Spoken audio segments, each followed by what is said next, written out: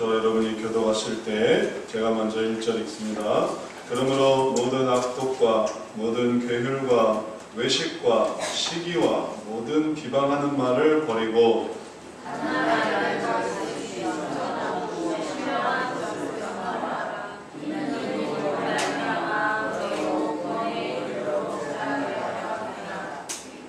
너희가 주의 인자하심을 맛보았으면 그리하라. 사회에는 버림받아 되었으나 하나님께는 가장을 입은 맹인을 청산한 우리신 계세요. 너희도 산돌같이 신령한 집으로 세워지고 예수 그리스도로 말미암아 하나님이 기쁘게 받으실 신령한 제사를 드릴 거룩한 제사장이 될지니라. 성에 기록하였으되 보라 내가 택한 고배롭고 용기가 있는 이를 시온에 두니 저를 믿는 자는 부끄러움을 갖지 아니하리라 하였으니 그러므로 믿는 너희에게는 보배이나 믿지 아니하는 자에게는 건축자들의 버린 그 돌이 모퉁이의 머릿돌이 되고 또한 부딪히는 돌과 덮치는 반석이 되었다 하니라. 저희가 말씀을 듣지 아니하고 넘어지나니 이는 저희를 이렇게 정하신 것이라. 같이 읽습니다. 오직 너희는 택하신 족속이요 왕같은 제사장이요 거룩한 나라요 그의 소유된 백성이니 이는 너희를 어두운 데서 불러내어 그의 기이한 빛에 들어가게 하신 자의 아름다운 덕을 선전하게 하려 하심이라. 아멘. 우리가 이번 달 계속해서 덕에 대해서 같이 생각을 해보았습니다. 덕을 행한다는 것, 덕을 세운다는 것. 우리가 그리스도인으로서 이 덕이라는 이 의미가 이번 한 달 같이 한번 생각해 보았지만, 그러나 이 덕이라는 것이 우리 그리스도인의 유일한 어떤 열매는 아닙니다. 더 좋은 열매들이 있습니다. 또 다른 열매들이 있습니다. 덕은 그 중에 하나일 뿐입니다. 그런데 오늘날 우리가 덕은 고사하고 아직도 믿음했는데 또 믿음 한 달 또 믿음, 또 그 다음에 또 믿음. 믿음은 열매로 나아갈 수 있어야 되는데 우리가 했던 믿음만 계속 반복하면 씨는 뿌리나 거두는 게 없을 수 있습니다. 그는 살아있으나 나오는 게 없는 것이기도 하는 것입니다. 그래서 우리들은 열매 맺기를 위해서 노력해야 됩니다. 그래서 때로는 사랑을, 때로는 희락을, 또 때로는 충성을, 때로는 온유를, 절제를 이렇게 막 생각을 하다 보면 열매가 많이 맺힐 수 있습니다. 그리고 이번 달 우리가 목표하고 또 노력하는 것은 바로 덕입니다. 그래서 덕을 이번 달 우리가 생각했다고 해서 이것이 전부는 아니다 이렇게 생각을 하시고, 우리에게 여러 가지 열매를 맺을 수 있는데 그 중에 하나다 이렇게 이해를 하시면 좋겠습니다. 이제 덕에 대한 오늘 마지막 이야기를 우리가 함께 나누려고 할 때, 오늘 베드로전서 2장 말씀은 덕에 관한 아주 한편의 거대한 이야기를 우리에게 들려주고 있습니다. 오늘 본문 말씀을 네 가지로 구분해서 그 덕에 관한 시작부터 끝으로 이어지는 그러한 이야기를 우리가 생각해 볼 수 있습니다. 이것을 이 네 가지로 끊을 수 있습니다. 이거는 극본적인 구성처럼 우리가 한 이야기에도 발단이 있습니다. 어떻게 시작되고 그 다음에 그게 전개가 됩니다. 그게 이제 어떻게 됐는가 이 얘기가 진행이 되는 것입니다. 그 다음에 절정을 맞이합니다. 그래서 클라이막스에 딱 도달하고 그 다음에 결말로 이어지는, 끝나는, 그럼 이제 이야기가 끝나는 거죠. 이런 기본적인 이야기 구성을 우리가 오늘 본문 말씀에 적용해 보면 딱 들어맞습니다. 그래서 1절부터 9절에 이르기까지 덕에 관한 이 장대한 하나의 하나님이 이루시는 대서사시 같은 것을 오늘 우리가 말씀 속에서 볼 수 있습니다. 우리가 그렇게 구별해 가면서 덕에 관한 하나님의 이 큰 이야기가 무엇이었는가 우리 함께 묵상해 보기로 합니다. 처음의 시작은 발단입니다. 발단은 구원에 이르는 성장의 시작이라고 말할 수 있습니다. 그래서 베드로 사도는 1절, 2절 말씀에서 1절, 2절이 이제 발단이 해당이 되는데 이 두 절에서 이렇게 말하고 있습니다. 같이 한번 읽어봅니다. 그러므로 모든 악독과 모든 게을과 외식과 시기와 모든 비방하는 말을 버리고 갓난 아이들같이 순전하고 신령한 젖을 사모하라. 이는 이로 말미암아 너희로 구원에 이르도록 자라게 하려 함이라. 덕을 생각하면 당연히 덕스러운 행동을 생각합니다. 내가 덕을 이루고 또 남도 덕을 이루게 하는 것이에요. 그럴 때 덕의 모습을 한번 생각해 보십시오. 덕은 결국 오늘 말씀에서처럼 악독을 버리는 거예요. 악독, 악하게 하는 거. 선하게 할 수 있는데 그걸 또 악하게 하는 게 있어요. 예를 들어서 아니 초대를 했으면 먹을 수 있게 예를 들어 두루미는 긴 병이 필요하니까 두루미에게 긴 병을 주면 되잖아요. 근데 이 악독은 두루미에게 꼭 넓적한 그릇을 내다 주는 거예요. 그러면 악해. 그럼 어쩌라? 골탕 먹이라는 거죠. 예쁘게 이렇게 해서 잘 갖다 주면 될 텐데 포장도 없이 그냥 휙 갖다 줘요. 이거 어쩌라고? 했다 치는 거예요. 이게 좀 악한 게 있어요. 마음속에 좀 뭔가 깨름직하게 만드는 그 뭔가가 있어요. 그걸 버리라는 거예요. 그게 얼마나 덕이 되겠습니까? 예, 그게 포장해서 먹을 수 있게 두루미야 먹어봐. 내 생일에 와서 고마워. 하고 긴 병을 이렇게 주면 얼마나 먹고 얼마나 좋겠어요. 근데 이제 골탕 먹으려고 하니까 그렇게 되는 거예요. 괴율은 무엇일까요? 괴율은 속이는 거예요. 정정당당하고 솔직하게 이렇게 됐습니다. 얘기하면 또 다 우리가 다 용서하지 않습니까? 그렇게 하면 또 다음부터 그러지만 하지 않습니까? 근데 그걸 또 속여요. 사실은 그게 아니라 사실은 이런 거 자기가 잘못한 것을 얘기하면 얼마나 그는 덕을 베푸겠어요. 그 자체도 얼마나 덕이 사람이 실수할 때도 있지. 근데 아니고 그게 아니라 사실은 솔직히 말하면 또 뭐가 이렇게 연결이 돼. 사기치는 거예요. 사기. 그걸 버리란 말이죠. 외식하는 것, 자기는 그렇지 않은데 그런 것처럼 외식하는 것, 시기하는 것, 질투하는 것, 저 사람은 나보다 뭐 잘하지, 뭐 많지, 뭐 잘 입지, 뭐 어떻지, 그래서 그를 가만히 놔두질 못하는 것, 그리고 그러니까 비방하는 것. 그 사람 사실 이거 이래요, 저래요, 비방하는 것. 이 모든 것들이 다 우리들로 하여금 덕스럽지 못한 모습을 보입니다. 그럼 덕은 뭐냐? 이걸 버리는 거예요. 그걸 버리는 것이 덕이고 그 다음에 나타나는 것이 뭐냐면 순전한 신령한 젖을 삼아. 버리는 것만으로 되지 않습니다. 버리는 것만으로 끝나지 않습니다. 새로운 것으로 채워져야 돼요. 갓난아기들이 얼마나 젖을 삼는지 아십니까? 갓난아기들 배고픈지 안 배고픈지 알아보는 방법이 있어요. 손을 이렇게 눌러주면 돼요. 그럼 애기 이렇게 옆을 이렇게 이렇게 해가지고 젖꼭지를 찾아. 배가 고픈 거예요. 배가 안 고프면 눌러도 가만히 있어. 근데 배가 고프면 이렇게 해서 젖꼭지를 찾아. 배가 고프구나. 그거 젖을 눌러주면 쩝쩝쩝쩝쩝 얼마나 잘 먹는지. 애들이 얼마나 신령한 젖을 사모합니까? 얼마나 그것을 사모하고 또 그것을 먹으려고 합니까? 근데 그렇게 우리들이 사모해야 된다는 거예요. 오늘도 이 말씀 속에서 우리에게 주시는 신령한 젖이 뭘까? 우리에게 주시는 정말 순전한 젖이 뭘까?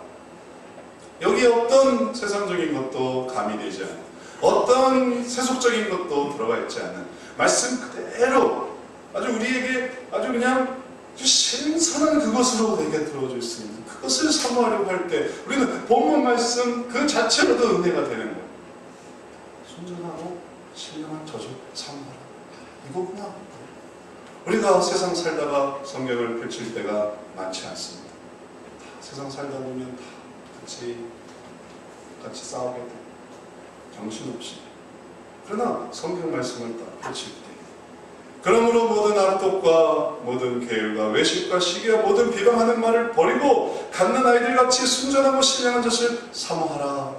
이건 마치 예수님께서 가늠하다가 걸린 여인들을 죽이기 위해서 예수님께 찾아와서 자 이제 우리가 이를 어떻게 하면 좋을까요? 하고 돌을 들고 이제 막 치렸는데 죄 있는 자가 돌로 치라 라는 말씀을 듣는 것 같아요. 그러면 자기 돌이 보이는 거예요. 자기가 죄가 보이는 거예요. 그러니까 이거를 놓게 되는 거죠. 우리에게 이러한 은혜가 있을 때 그래 덕으로 가자. 그래 덕스럽게 하자. 악독하게 할 수 있고 이걸 숨길 수 있고 또 이거 비방할 수 있지만 아니야 덕을 세우자 라고 할 때 모든 게 아름답게 진행이 되는 이게 시작입니다. 이게 우리로 하여금 무엇을 향해 나아가게 하냐면 잘하는 것으로 나아가게 해요. 본 말씀은 구원에 이르도록 잘하게 하려 함이라 라고 했습니다. 이 구원에 이른다라는 말은 그렇게 잘해서 마침내 구원을 받는다라는 말이 아니고 그런 말이 아닙니다. 이 말씀을 잘 보셔야 돼요. 그렇게 오해될 수 있으니까. 구원 안에서 잘한다는 거예요. 구원 안에서. 구원에 관해서 잘한다는 것입니다. 구원에 이르렀어요. 그러나 구원 안에서 잘하는 사람이 있고 구원 안에서 잘하지 않는 사람이 있어요. 구원에 도달했다고 해서 그게 전부가 아닙니다. 구원에서부터 자라나야 되는 거예요. 그렇게 자라날 때 그때 우리들은 하나님께로 더 나아갈 수 있습니다. 우리가 이제 지방에 갔다가 서울에 들어올 때 고속도로로 이용하게 되죠. 그러면 이제 앞에 딱 편말이 찍는 거예요. 서울에 오신 것을 환영합니다. 그러면 자 서울에 왔다. 근데 거기서 자리 피우는 사람이 있습니까? 톨게이트 지나서 서울에 오신 걸 환영한다고 해서 그럼 서울 왔네. 거기 눌러 있는 사람이 있겠습니까? 있으니까 자 서울에 왔으니까 이제 목적지로 가야죠. 서울 목적지로 가야죠. 서울도 맨 아래서부터 맨 위까지 얼마나 넓은지 아세요? 네? 끝까지 서울을 이제 떠나신 것을 다음에 또 뵙기를 바랍니다. 그렇게 서울 벗어나기 때까지 한참 걸려요. 교통체증이라도 걸리면 더 많이 걸려요. 그렇게 넓어요 서울이. 이 서울도 들어와서 한참 들어야 되는 것처럼 구원이 그렇게 간단한 게 아닙니다. 구원 때로는 어려서부터 시작한 사람이 있어요. 저는 모태신앙입니다. 빵 살 때부터 시작했는데 혹은 전 5살 때 교회 다녔습니다. 그럼 5살 때 시작했는데 그럼 그게 끝이 아니랍니다. 계속 자라나야 됩니다. 그럼 뭐 하면서 자랄 수 있을까? 믿어요. 믿습니다. 그 다음에 또 세례 받았어요. 유아 세례 받았어요. 혹은 또 학생들 세례 받았어요. 그럼 이제 뭐 해야 될까요? 덕을 세워야죠. 덕을. 그 사람이 교회를 다닌다면서요. 그런데 사기치고 교회를 다닌다면서요. 그런데 악하게 하고 교회를 다닌다면서요. 비방하고 시기하고 남 왕따 시키고 폭행하고 갈취하고 이 교회 다니는 사람입니까? 그게 세례 받은 사람이에요? 아니잖아요. 그러니까 들어온 사람으로 구원 안에서 내가 구원받은 사람이야. 그래서 내가 잘해야지. 잘해서 내가 덕을 끼쳐야지. 그렇게 했으면 우리나라가 옛날에 다 우리 백성들이 다 구원받았을지도 모르겠어요. 근데 이제 실제로는 그게 아니니까 구원율이 복음화율이 점점 떨어지고 있어요. 통계상으로는 한때 우리 민족의 우리 5천만 백성의 4분의 1까지도 올라갔다가 지금은 뚝뚝뚝 떨어져서 지금은 8% 떨어졌어요. 8%만 믿어요. 그러니 얼마나 답답한지 자매들이 결혼을 해야 되는데 남자가 없어요. 남자는 다 어디 갔어요? 남자는 다 밖에 있어요. 또 남자들이 결혼을 해야 되는데 또 좋은 자매가 없어요. 그 좋은 자매들은 다 어디 갔어요? 또 아이들이 필요한데 아이들이 없어요. 아이들은 다 어디 갔을까요? 다 밖에 있어요. 또 교회에 어른이 필요한데 어른이 없어요. 어른들은 다 놀러 나갔어요 지금. 그러니 우리가 덕을 세우고 덕을 끼치고 덕을 이루었다면 좀 더 복음화율이 좋지 않았을까? 이게 정말 좋구나. 그렇게 덕을 세우는 게 우리가 진정한 사람이고 진정한 인간이고 그렇게 하나님께서 만들어진 아름다운 일들이 이루어가지 않았을까 생각할 수 있지 않겠습니까? 이게 시작인 것입니다. 이제 그 시작은 두 번째 단계를 거칩니다. 그렇게 해서 시작해서 나아가려고 할 때 전개가 되는데 발전이 되는데 그렇게 덕을 세워서 그러면 뭐가 될까요? 그러면 도덕군자가 되겠습니까? 그렇게 해서 성인군자가 되겠습니까? 아니요. 그래서 우리는 제사장이 됩니다. 거룩한 제사장이 되는 거예요. 덕의 핵심은 결과는 우리들로 하여금 제사장이 되게 해요. 오늘 성경 말씀에서는 3절부터 5절의 말씀 속에서 발견할 수 있습니다. 3절부터 5절까지 우리 같이 한번 읽어봅니다. 너희가 주의 인자하심을 맛보았으면 그리하라. 사람에게는 버림받아 되었으나 하나님께는 택하심을 입은 보배로운 산돌이신 예수에게 나아와. 그 다음에 이어서 너희도 산돌같이 신령한 집으로 세워지고 예수 그리스도로 말미암아 하나님이 기쁘게 받으실 신령한 제사를 드릴 거룩한 제사장이 될지니라. 덕은 그냥 훌륭한 사람으로 끝나게 하는 게 아닙니다. 이건 누가 되게 만드냐면 하나님이 기쁘게 받으실 신령한 제사를 드릴 거룩한 제사장이 되는 거예요. 하나님께 제사를 올릴 수 있는, 하나님께 그 죄사함을 위해서 나아갈 수 있는, 다른 사람의 죄를 위해서 고백하면서 그를 구원해달라고, 그를 긍휼히 여겨달라고 나아갈 수 있는 하나님의 거룩한 제사장이 되는 것입니다. 그래서 그가 기도하는 거예요. 다른 사람을 위해서. 우리 한 사람 한 사람이 믿는 자가 돼서 믿지 않는 자를 위해 기도하고, 우리 한 사람 한 사람이 믿지 않는 우리 가족을 위해서 기도하고, 우리 한 사람 한 사람이 믿으나 부족한 그 연약한 자, 지금 덕이 없는 사람을 위해서 기도할 때 그때 우리가 하나님의 거룩한 제사장이 되는 것입니다. 이러한 거룩한 제사장이 되기 위해서 우리들은 덕을 행하고 그게 주의 인자하심을 맛보면서 경험하는 것입니다. 그리고 이러한 덕의 근원은 바로 그리스도로 말미암아 이루어지는 거예요. 우리의 선행으로 말미암는 게 아닙니다. 우리가 잘해서 그런 게 아니에요.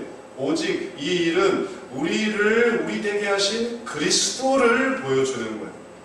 그러니 그리스도가 없으면 우리가 뭐 된 게 아무 의미가 없습니다. 우리는 그저 그리스도를 보여주는 거예요. 그리스도를 이렇게 따라가는 것입니다. 그리스도를 나타내는 것입니다. 그러니까 하나님이 우리를 보면서 그리스도를 생각하시는 거예요. 그래서 그리스도의 은혜를 우리가 나타내기 때문에 우리가 하나님께 제사장이 되는 것입니다. 이런 얘기를 이걸 표현하기 위해서 이렇게 한번 설명을 드리도록 하겠습니다. 하버드에는 와이드너 도서관이라는 게 있습니다. 와이드너 도서관의 장면이 멋있게 생깁니다. 이 와이드너 도서관이 어떻게 생기게 되었는가 하면 1907년에 하버드를 졸업한 와이드너라는 청년이 있었어요. 이 청년은 아주 부잣집의 아들이었어요. 그리고 학교를 사랑했어요. 그래서 졸업 이후에도 늘 학교 활동에 참여하고 또 학생들을, 후배들을 돌보는 그런 사람이었어요. 그런데 1907년에 졸업하고 5년 뒤에 이 학생이 타이타닉호를 탔어요. 아버지와 어머니와 그리고 이 아들이 타이타닉호를 타서 어떻게 됐을까요? 거기서 죽었어요. 아버지가 죽고 이 아들이 죽었어요. 어머니만 살아남았어요. 근데 그 어머니가 살아남게 되는 이 과정 중에 정말 안타깝게도 이 아들은 구조대가 가고 있었는데 구조대가 이제 그를 구원하기 위해서 조금만 더 도달했으면 됐을 텐데 이 아들이 수영을 못했어요. 수영을 못하니까 조금을 버티지 못하고 물에 빠져 죽은 거예요. 어머니는 살아난 다음에 그게 너무 안타까웠습니다. 그래서 자기의 모든 재산과 그리고 아들이 소장하고 있던 모든 책을 다 하버드에 기증하면서 제 아들의 이름을 딴 와이드너 도서관을 건축을 했어요. 그러면서 학교에 조건을 내세웠습니다. 뭐냐면 이 학교를 졸업하는 졸업생들은 반드시 25m 수영을 하게 합니다. 그리고 그 조건의 중요한 단서는 뭐였냐면 만약에 졸업생 중에 25m 수영을 하는 사람이 수영을 하지 못하는데도 졸업을 하면 그럼 학교는 이 소유권을 잃어버리게 된다. 이렇게 단서를 달았어요. 그러니까 조건인 거예요. 학생이 25m 수영을 할 수 있도록. 자, 이제 그 다음부터 이제 일어난 일을 한번 생각해 보십시오. 난 수영을 안 해. 난 수영을 싫어요. 근데 이 학교를 졸업하려면 어떻게 되냐면 수영을 해야만 하는 거예요. 25m를 수영을 해야 돼. 25m는 뭐 기본 수영장 트랙을 가기만 하면 되는 거예요. 갔다 오면 50m가 되는데 가기만 하면 돼. 일반적으로 25m 수영장이 가기만 하면 돼. 근데 내가 싫고 내가 수영을 하기 싫으면 졸업을 할 수가 없고 학교는 졸업을 시키면 안 되는 거예요. 왜냐하면 이게 단서였으니까. 그러니까 모든 학생이 25m 수영을 합니다. 남학생이건 여학생이건 나이 든 학생이건 젊은 학생 다 수영을 합니다. 그 수용하는 그 모습 속에서 그 어머니가 원하는 건 뭐였겠어요? 아들의 죽음을 헛되지 않게 하는 것입니다. 그러니 수용하는 그 모습은 아들을 생각나게 하는 거예요. 우리 아들이 조금만 더 수용을 했었다면 살 수 있었을 텐데. 그 안타까움이 이제 학생들에게, 대신 그 학생들에게 너무너무나 아름다운 그리고 훌륭한 도서관을 지어주면서 그걸 요구하는 거예요. 그게 어렵겠습니까? 25m 수영하는 게 그 도서관에 비하면 아무것도 아니죠. 나 같으면 100m도 하겠네. 네. 근데 뭐 학교를 들어가야 말이죠. 학교 자체를 들어갈 수가 없으니 25m 수영하는 건 아무 소용도 없는 거예요. 들어간 학생들은 25m를 수영하는 거예요. 우리에게 보여주시는 하나님의 은혜가 이런 것입니다. 아들로 인해서 우리에게 구원의 길을 열어주셨습니다. 근데 그 구원의 길 속에서 우리가 도덕적으로 하나님이 기뻐하시는 덕을 행하면서 살아가는 건 그냥 25m 수영하는 것밖에 되지 않아요. 그러나 그것이 우리들로 하여금 아들을 기억하게 해요. 그리고 그것이 주님의 약속이에요. 그리스도를 믿고 그리고 그리스도를 따르는 것. 그리고 그것이 주님을 영화롭게 하는 것이에요.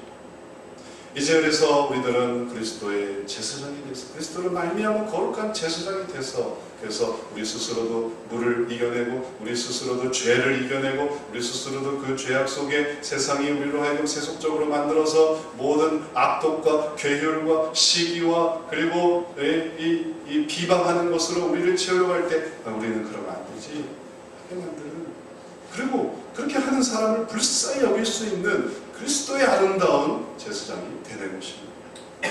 이제 이러한 하나님의 은혜는 이제 절정으로 나아갑니다. 절정은 그 다음 구절에 나와 있어요. 이 모든 것을 되게 하신 그리스도의 의미. 그리스도는 이 모든 것의 머릿돌이 되십니다. 우리를 제사장 되게 하시는 그분은 사실 제사장이 우리보다 더 빛나는 분이죠. 그러니까 당연히 그리스도 얘기가 나오는 거예요. 그리스도는 어떤 분입니까? 이게 우리의 모든 덕의 최고봉이에요. 이게 가장 중요한 거예요. 주님이 우리의 머릿돌이 되신다는 것입니다.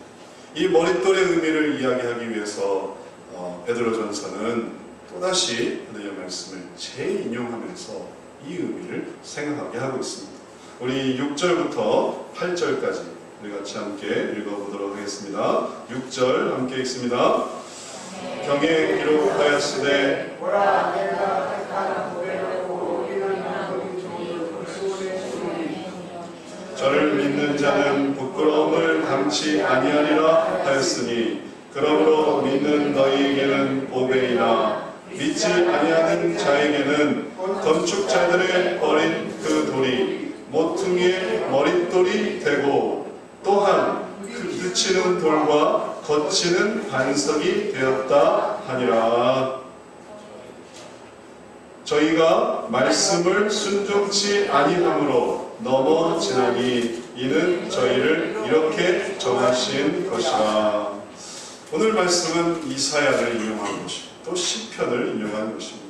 시편과 이사야에 말씀되고 있는 그 경에 기록된 내용을 다시 한번 이야기하면서 건축자들은 그 돌을 버렸어요. 예수 그리스도는 돌을 버렸어요. 그러나 하나님께서는 그 돌을 머릿돌로 삼으셨습니다. 이스라엘의 건축 양식은 어떤 식이 되냐면 이 머릿돌, 그러니까 그걸 코너스톤이라고 하는데 꼭 기둥, 그러니까 모서리에 중요한 돌을 놓고 그걸 기준으로 해서 벽을 세워나가는 그런 건축 방식을 쓴대요. 그러니까 어디에 돌이 놓여져 있느냐 이게 중요한 거예요. 근데 자기가 만들고 싶은 건축을 위해서는 이 돌은 때로는 불편한 일이 되는 거예요. 여기에 이렇게 난 만들고 싶지 않은데 건축자들이 애초에 생각하는 것은 자기들이 원하는 집이었던 거예요.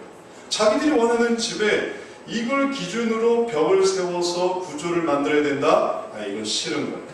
그 기준을 맞춰야 되니까. 그래서 그걸 버렸어요. 예수 그리스도라는 돌을 버렸어요. 왜냐하면 거기 기준에 맞춰야 되니까. 대제사장들이 왜 예수 그리스도를 버렸습니까? 왜 바리새인들이 예수 그리스도를 버렸습니까? 서기관들이 왜 그걸 버렸습니까? 그걸 맞춰야 되니까. 그걸 맞춰야 되는 하나님의 아들이 내려오셨단 말이에요. 근데 그게 싫은 거예요.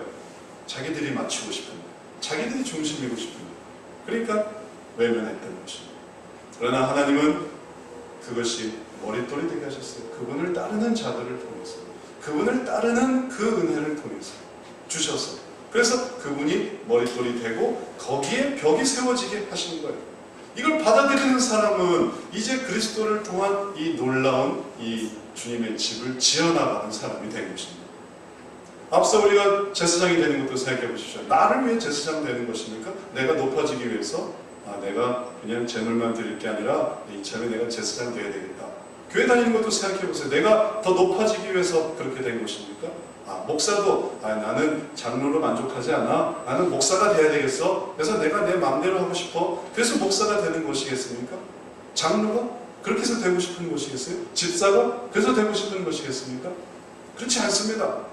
그리스도를 머릿돌로 하는 사람들은 거기에 따라서 맞춰지는 거예요. 그래서 때로는 하고 싶지 않은데 목사가 되는 거예요.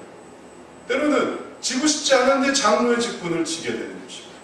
또 나는 그냥 가만히 교회 조용히 다니고 싶었지만 그러나 맡겨주시는 일을 거부할 수 없어서 집사 일을 하는 것입니다. 그게 다 정상적인 거예요. 왜냐하면 그러면서 그리스도를 통해서 이어지는 것이, 그리스도를 통해 형성되어지는 것입니다. 그러면 어떻게 되겠습니까? 다 그리스도 중심이 돼요. 우리의 모든 삶의 중심은 다 그리스도입니다. 그리스도를 빼놓고 해석할 수가 없어요. 왜냐하면 그리스도는 머릿돌 되시니까. 그래서 이러한 진정한 머릿돌 되고 그리고 진정한 의미가 우리에게 주어질 때 여기에 부딪히는 사람은 애초에 그리스도를 반석으로 삼고 싶지 않은 사람들이 다 부딪혀 나가는 거예요. 난 이거 싫어. 그건 예전 바리새인들이나 대제사장들이나 서기관들이나 지금 우리들이나 똑같아. 그리스도를 중심으로 하려면 때로는 내가 돈을 챙기지 못하고, 그리스도를 중심으로 때로는 내가 합의를 얻지 못하고, 그리스도를 중심으로 하려면 또 때로는 내가 평안을 얻지 못하고, 그렇게 하면 나는 싫어 하면 그리스도 중심이 아니게 되는 거예요. 그러나 그리스도 중심이 되게 하려면 때로는 합의를 포기하고, 때로는 돈을 포기하고, 때로는 명예를 포기하고, 때로는 편안을 포기하고, 때로는 내가 하고 싶은 그 원하는 것을 포기할 때 비로소 그리스도를 중심으로 치어져 가는 거예요. 그것이 그리스도를 빛나게 하는 것입니다. 그러니 우리의 모든 삶 속에서의 원리의 핵심은 바로 이 그리스도에 있습니다. 주님은 바로 이 모든 것을 다 지탱해내시는 핵심적인 원리. 우리 인생에 여러 가지 원리들이 있지만 그 어떤 것도 그리스도께서 우리에게 보여주신 이 원리, 가장 핵심, 우리를 사랑하신 우리에 대한 사랑, 그것보다 더 아름다운 것이 없습니다. 그 사랑이 우리들 모두를 다 가능하게 한 거예요. 그 사랑이 우리들의 존재 자체를 의미 있게 한 것입니다. 그러니까 이 중에 가장 빛나는 것이 바로 예수님 자신인 거예요. 거기에 우리가 머리를 숙이는 것입니다. 예전에 한번 얘기 드린 적이 있는데 내성마비 아들을 데리고 철인 3종 경기에 나선 아버지 이야기가 있어요. 이 아버지는 처음에 이 아들을 출생했을 때 이 아들이 목에 탯줄이 감겨서 태어났다고 합니다. 그러니까 결국에는 뇌성마비에 걸렸습니다. 산소가 공급이 되지 않으니까. 그 다음에 전신마비가 왔어요. 혼자서는 아무것도 할 수 없게 된 거예요. 그래서 의사 선생님은 이 아들을 포기하라고 했대요. 그러나 이 부모는 그 아들을 포기하지 않았습니다. 그를 계속 키웠어요.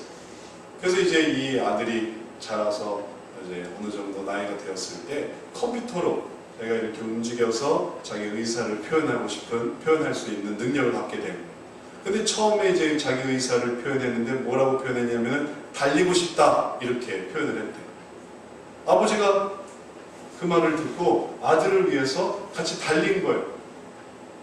근데 처음에 이제 8km를 달렸답니다. 아들을 데리고. 그렇게 달린 다음에 아들이 달린 다음에 뭐라고 말했냐면 이제 그 컴퓨터로 표현을 해서 뭐라고 했냐면 아버지 저는 처음으로 제 몸에 장애가 없어진 것 같다는 생각이 들었어요. 그렇게 얘기를 한 거예요. 그러니까 아버지가 이 아들이 이렇게 달리는 걸 좋아하는구나 생각하고 이제 다니는 직장을 그만뒀어요. 그리고서 이 아들과 함께 달리는 것입니다. 그래서 보스턴 마라톤에 출전을 했어요. 보스턴 마라톤에 출전을 하고 나니까 이 아들이 철인 3종 경기에 가고 싶다는 거예요. 철인 3종 경기에 가고 싶다고. 이 아버지는 수영도 못했고 사이클도 타는 것도 5살 이후로는 타본 적이 없다는 거예요. 근데 아들을 위해서 배웠습니다. 그래서 수영을 배우고 그 다음에 사이클을 배워서 3.8km의 수영을 보트에다 아들을 태우고 그리고 수영을 하는 거예요. 그 다음에 180.7km 사이클을 타는 거예요. 아들을 뒤에다 놓고 타는 거예요. 그리고 마지막은 49.195km의 마라톤을 밀면서 가는 거예요. 다 끝났죠. 사람들은 다 들어갔어요. 그리고 나서 이 사람들이 저녁 늦게 도착을 하는 거예요. 17시간인가 걸립니다. 근데 그게 끝나고 나서 아들이 말했어요. 아버지가 없었으면 못했어요. 그러니까 아버지가 뭐라고 하냐면, 아들아, 네가 원하지 않았다면 나도 하지 않았다. 이 릭 앤 딕이라는 부자인데, 이 부자의 이 삶이 정말 우리들에게 아들을 위해서 모든 것을 다 하는 그런 아버지 지극한 사랑을 보여줍니다. 이 사람들이 올해도 또 보스턴 마라톤에 나왔더라고요. 아버지 나이가 70살이에요. 아들이 44인가 43인가. 70살이 돼도 달려나가는 거예요. 우리가 이 사랑의 그 핵심, 그 근원을 우리는 예수 그리스도에서 발견합니다. 우리를 살리기 위해서 그리스도께서는 우리의 모든 연약함과 그리고 무지함과 그리고 미약함을 불쌍히 여기셔서 오히려 그럼에도 불구하고 우리를 위해 죽으셨다는 거예요. 우리는 전신마비와 같아요. 내성마비와 같아요. 우리는 제대로 생각이 하나도 없어요. 그러나 하나님께서는 우리를 구원하시기 위해서, 예수 그리스도께서 우리를 구원하시기 위해서 그 모든 일들을 다 감당하셨습니다. 그냥 우리는 가만히 그냥 앉아있기만 하면 돼요. 기뻐하기만 하는 거예요. 그리고 감사하기만 하는 거예요. 하나님께서 이 모든 것을 다 행하셨습니까? 그러니까 우리가 행한 게 아니고 주님이 하신 거예요. 그 주님의 영광, 우리 구주의 영광이 우리를 사랑하시고 우리를 붙드셨던 그 삶 속에 나타나는 것입니다. 이제 마지막으로 결말로 나갑니다. 그래서 어떻게 됐을까요? 그 사랑으로 우리들은 하나님의 덕을 나타냅니다. 모든 것이 다 끝났을 때 우리가 나타내는 것은 하나님의 덕이에요. 그 하나님의 덕이 우리가 지금까지 해왔던, 우리가 거짓말하지 않으려고 했고, 우리가 속이지 않으려고 했고, 우리가 악을 행하지 않는 그 모든 것의 최종은 바로 하나님의 덕이에요. 하나님의 그 놀라우심이 나타납니다. 성경 말씀은 2장 9절 말씀에서 결말을 보여줍니다. 같이 한번 읽어봅니다. 오직 너희는 택하신 족속이요 왕같은 제사장들이요 이는 너희를 어두운 데서 불러내어 그의 기이한 빛에 들어가게 하신 자의 아름다운 덕을 선전하게 하려 하심이라. 우리가 예전에는 정말 어두운 데 있었던 자, 불쌍한 자입니다. 미약한 자입니다. 비천한 자입니다. 아무것도 쓸데가 없는 자입니다. 그러나 주님께서는 우리를 택하셨습니다. 그리고 우리를 불러내셨습니다. 그리고 소유 삼아주셨어요.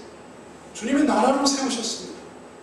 그러니 우리는 한 게 하나도 없는데 우리는 그저 부르는 것에 따라오고 그리고 쫓아왔고 하나님을 했던 것뿐인데, 하나님이 이렇게 세워주시니까 우리는 뭘 할 수밖에 없으니까 우리는 우리를 이렇게 해주신 그분을 선전할 수밖에 없습니다. 그분을 찬양할 수밖에 없습니다. 그분의 아름다운 덕, 그 덕은 우리를 인내해 주시고 우리를 포기하지 않으시고 우리를 격려해 주시고 우리 함께 해주시고 그 많은 시간들 함께 해주신 그 모든 그것들을 찬양하는 것.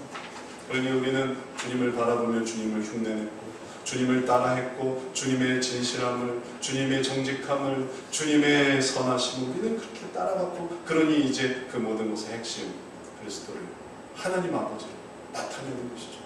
그러면 그게 우리 인생이 끝나는 거예요. 우리가 이 세상에 살면서 잠시 왔다 가는 세상, 시간이 얼마나 빠릅니까? 엊그제 청년이었던 것 같은데 어느새 노인이 됐어요. 어느새 성인이 되었습니다. 어느새 우리가 그리스도 앞에 설지 모릅니다. 지나간 날의 삶이 그렇게 빠르게 지나가는데, 그리고 되어진 모든 것은 바로 덕을 나타내는 거예요. 그리고 이 덕을 나타낼 때 바로 하나님께 영광을 돌립니다. 미스 코리아, 예전에 미스 코리아 당선되면 감사하는 사람이 있어요. 누구에게 감사합니까? 미용실 원장, 저를 아름답게 만드신 미용실 원장. 요즘은 누구에게 감사하겠어요? 성형외과 원장님, 성형외과 저를 새로 태어나게 하신 의느님 감사합니다. 우리가 감사할 분은 누구겠어요? 우리를 화장빨로, 우리를 성형빨로 고치는 게 아니라 우리를 영적 파워로 우리를 새롭게 하시는 그 하나님께 우리가 감사합니다. 이 놀라운 덕을 향해 나아가시는 저와 여러분 되시길 축원합니다. 그래서 우리를 정말 하나님의 덕으로 세워주신 그 하나님, 그리고 그렇게 됐을 때 영광 돌릴 그 하나님, 그 하나님께 나아가며 그렇게 하나님의 영광을 향해 또 그 덕을 찬양하며 그 덕을 또 찬양하는 자가 되기 위해서 다짐하며 결단하는 우리 모두 되시길 주의 이름으로 축원합니다. 기도하겠습니다. 사랑의 하나님, 우리들에게 주의 덕을 찬양하게, 주의 덕을 선전할 수 있게 불러주시니 감사합니다. 그 모든 부르심을 이제 감당하며 또 이 일을 하려고 할 때에 하나님, 그것이 우리에게 불이익이 되고 그것이 우리의 성정에 맞지 않고 그것이 우리에게 익숙하지 않고 그것이 우리에게 불편할지라도 그러나 그 모든 것을 통해 결국 나타나게 될 하나님의 아름다운 덕을 생각합니다. 그 덕을 찬양할 수 있음을 기뻐합니다. 이제 그것을 향해 나아가기를 소원하오니 이 덕을 쌓는, 덕을 채우는, 덕을 세우는, 그 덕을 본받는 이러한 삶을 살아서 이렇게 영광 돌리는 우리 모두 되게 하여 주시고 그 덕으로 또 우리의 삶이 넘치게 주의 은혜와 축복으로 넘치게 하여 주옵소서. 감사드리며 예수님 이름으로 기도드렸사옵나이다. 아멘. 찬송 같이 부르도록 하겠습니다.